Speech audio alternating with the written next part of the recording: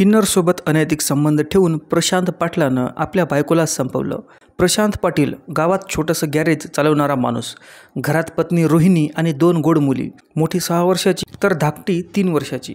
सगळं साधं, सगळं शांत दिसत होतं, पण प्रत्येक घराच्या भिंतीमागे काहीतरी गुपित लपलेलं असतं. आणि प्रशांतच्या आयुष्यातलं गुपित होतं एका किन्नरसोबत अनैतिक संबंध. हो, प्रशांत तृतीयपंथीयाच्या संपर्कात आला आणि हळूहळू त्या किन्नरवर वेडा झाला. घर, बायको, मुलं सगळं मागे पडलं. भांडण झाली की तो घर सोडून त्या किन्नरच्या रूमवर जाऊन 4-5 दिवस राहायचा. गावात कुजबूज सुरू झाली, पण प्रशांतला त्याचं काहीही वाटलं नाही. रोहिणी ही साधी, प्रेमळ पण मनाने खूप मजबूत स्त्री. तिला नवऱ्याच्या या वागण्याचं दुःख होतं, पण ती संसार टिकवण्याचा प्रयत्न करत राहिली.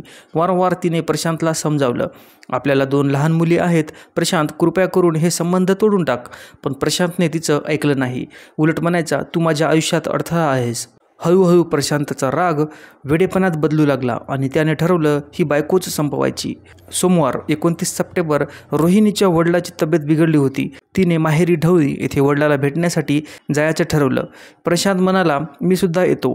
दुपारी दोघं गाडीतून माहेरी जातात. संध्याकाळपर्यंत तिथे राहतात. परतीच्या प्रवासात सगळं शांत असतं. रात्री साधारण 8:30च्या सुमारास कोरेगाव भादोळे रस्त्यावर प्रशांत अचानक गाडी थांबवतो. समोर अंधार, आजूबाजूला कुणी नाही. रोहिणी विचारते, काय झालं, गाडी का थांबवली? प्रशांत काहीही बोलत नाही. तो खिशातून लाल मिरची पावडर काढतो आणि झटक्यात तिच्या डोळ्यावर फेकतो. रोहिणी ओरडते, अरे प्रशांत, काय केलंस? डोळे जळजळत आहे. त्या क्षणाचं भयानक वास्तव अजून समजायचं बाकी होतं.